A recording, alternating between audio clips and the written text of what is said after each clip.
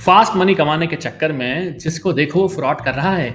भले वो financial fraud हो या कोई ट्रांजेक्शनल फ्रॉड, या आपको एसएमएस दे के बोल देगा कि इस लिंक पे क्लिक करो और उस लिंक पे जाते ही आपके साथ हो जाएगा फ्रॉड। फाइनेंस में ही फ्रॉड हो गए हैं यार। अमित तू ही बता, मशीन लर्निंग कुछ करेगा यहाँ पे? सिक्योरिटी कैसे मिलने वाली है? हाँ जी, आज का एपिसोड इसी पे होने वाला है। हेलो दोस्तों, मैं आ गया हूँ आपका deep storyteller Amit take story के नए एपिसोड में, जहां मैं बात करूंगा मशीन लर्निंग की एप्लीकेशंस फाइनेंस में, स्पेसिफिकली जो सवाल गोलू ने किया था। पिछला एपिसोड भी हुआ था यूज केसेस के ऊपर, जहां मैंने बात की थी AWS की वो सर्विसेज जहां पे आपको क्रांतिकारी काम करके देता है AWS मशीन लर्निंग का इस्तेमाल करके। उम्मीद है आपको एपिसोड पसंद आया होगा। तो आज का एपिसोड शुरू करते हैं। पहली बात करते हैं क्या क्या एप्लीकेशन हो सकती है फाइनेंस में। सिक्योरिटी, हाँ यार, फाइनेंशियल सिक्योरिटी तो बहुत जरूरी है। Number of transactions, users, third party integration तो हम कर लेते हैं, लेकिन हो जाते हैं फ्रॉड। और मशीन लर्निंग कैसे कर सकता है यहाँ पे काम, क्योंकि वही तो रोकेगा फ्रॉड को।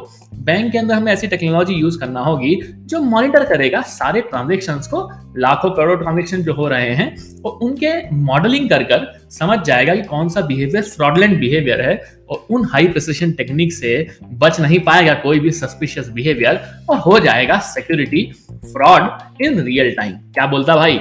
सही बोल रहे हैं अमित। फाइनेंशियल मॉनिटरिंग भी जरूरी है ना। आजकल तो भैया माइक्रो पेमेंट्स की बात आती है, बहुत सारे पेमेंट भी हो जाते हैं, समझ नहीं आता। मनी लॉन्ड्रिंग भी आ गई है, और ऐसी टेक्निक्स हो गई जिससे कि भैया फाइनेंशियल मॉनिटरिंग को बचाना जरूरी हो गया है। तो फाइनेंशियल मॉनिटरिंग करने के लिए मशीन लर्निंग क्या करेगा? क्या हमें नेटवर्क सिक्योरिटी इनेबल करना पड़ेगी? क्या हमें सोचना होगा कि हमें साइबर सिक्योरिटी नेटवर्क लगाकर सारी चीजों को मॉनिटर करना होगा और समझना पड़ेगा कि किस तरह का इंट्रूजन हो रहा है?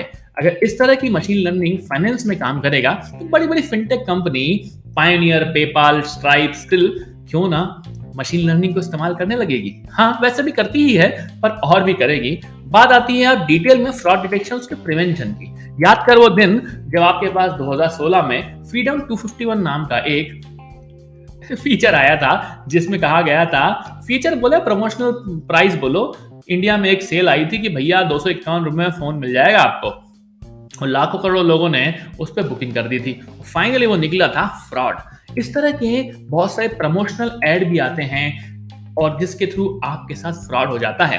तो आपके पास एक ऐसा फ्रॉड डिटेक्शन सॉफ्टवेयर होना चाहिए जो इस तरह के फ्रॉड को रोक सके, क्योंकि फाइनेंशियल ट्रांजैक्शन करेगा, किसी भी पर्टिकुलर स्कीम को, किसी भी पर्टिकुलर सेल को वेरीफाई करे कि वो क्या ऑथेंटिक है, तभी उस पैटर्न को समझकर प्रिडिक्टिव एनालिटिक्स कर मशीन लर्निंग कर देगा, इस तरह के ट्रांजैक्शन की फ्रॉड को रोकने की जवाबदारी लेगा।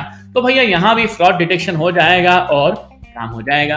अब बात आती है इन्वेस्टमेंट की। कई बार तो इन्वेस्टमेंट प्रोटेक्शन में फंस जाते हैं, बोलते हैं एडवाइजरी कंपनीज बहुत सारी होती हैं, कह देती है यहाँ इन्वेस्ट कर दो, तो हमारे पास कोई मार्केट इनसाइट नहीं है। क्या मशीन लर्निंग हमें मार्केट इनसाइट दे पाएगा? हमारे पास में इस तरह का आइडेंटिफिकेशन होगा कि हमें पहले से पता होगा कि हमें कहाँ इन्वेस्ट करना है, क्या सिक्योर इन्वेस्टमेंट होगा, बिना किसी लॉस के प्रेडिक्शन कर पाएगा।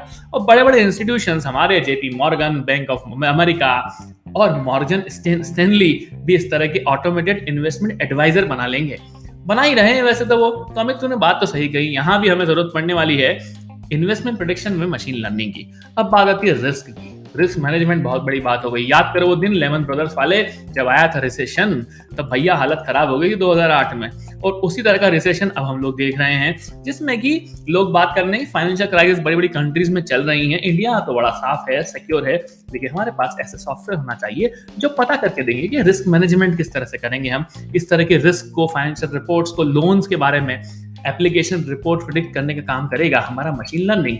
यहाँ भी हमारे पास में फाइनेंशियल क्राइम रुक जाएगा और हम बच जाएंगे, क्योंकि हमें रिस्क मैनेजमेंट भी की जाएगी मशीन लर्निंग की मदद से, क्योंकि मार्केट के ट्रेंड तो पता लग ही जाएंगे।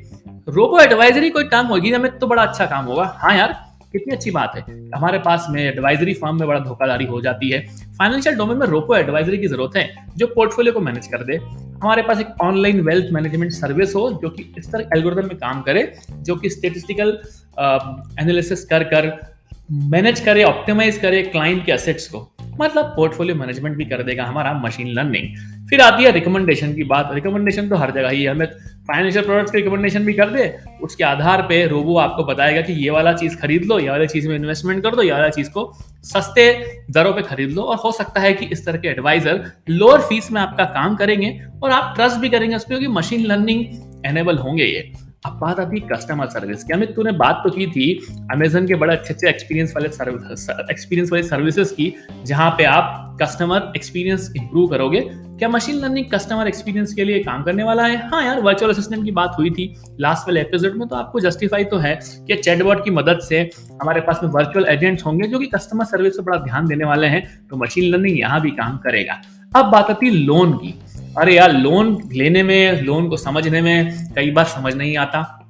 क्या लाइफ इंश्योरेंस है, कितना हेल्थ इंश्योरेंस लूं, क्या मॉर्गेज करूं, तो बहुत सारी चीजें होती है, उसमें रिस्क होती है। क्या मशीन लर्निंग इन सबको टेकर कर पाएगा?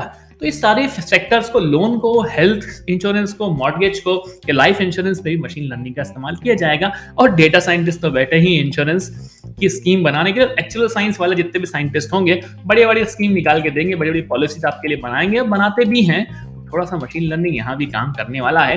ट्रेडिंग की बात करेंगे, भैया ट्रेडिंग भी अच्छे से करके देगा क्या? ट्रेड सेटलमेंट कर देगा मशीन लर्निंग। ट्रेड कई बार फेल हो जाते हैं, कई ट्रेडिंग प्लेटफॉर्म अच्छे से काम नहीं करते हैं, और इनको भी जरूरत पड़ती है मशीन लर्निंग की, क्योंकि एल्गोरिथम ट्रेडिंग का जमाना है। एल्गोरिथम ट्रेडिंग यूज करोगे तो आपके पास भी मशीन लर्निंग बेस्ड रिकमेंडेशन आ जाएंगे, और उसके हिसाब से आप एजेंट्स को ऑटोमेटिक ट्रेडिंग कर पाएंगे, किसको बेचना है, किसको नहीं बेचना है, किसको खरीदना है। और अभी तो वैसे ही बहुत मामला गर्म है, आपको तो पता ही है किस लिए।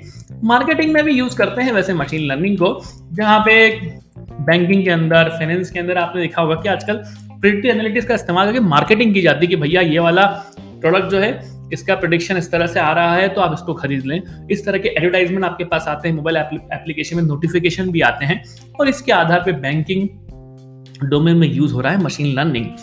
सिक्योरिटी तो अमित तूने बता ही दिया, नेटवर्क सिक्योरिटी करने ही, तो मुझे लगता है इस तरह के ऑटोमेशन करने की जरूरत होगी। क्या बोलते हो आप? आपको क्या लगता है? चैटबॉट तो आप काफी फेमस हो गए जब से चैट जीपीटी ने मामला गर्म किया है।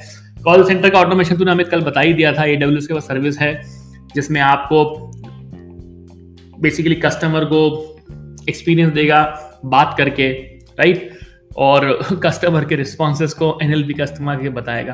पेपर वर्क ऑटोमेशन के लिए अमित तूने बता दिया था कि कैंड्रा है, तो तूने बताई तो काफी सारी चीजें हैं अमित।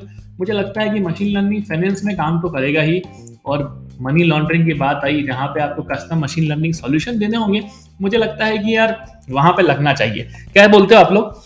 बेसिक रॉ एपिसोड बनाया है ताकि आपको पता लग जाए कि फाइनेंस में ही भैया मशीन लर्निंग बढ़िया वाला काम कर रहा है। उम्मीद है आपको आज का एपिसोड पसंद आया होगा। यहीं पे विदा लेते हैं बिना किसी भूमिका बनाकर।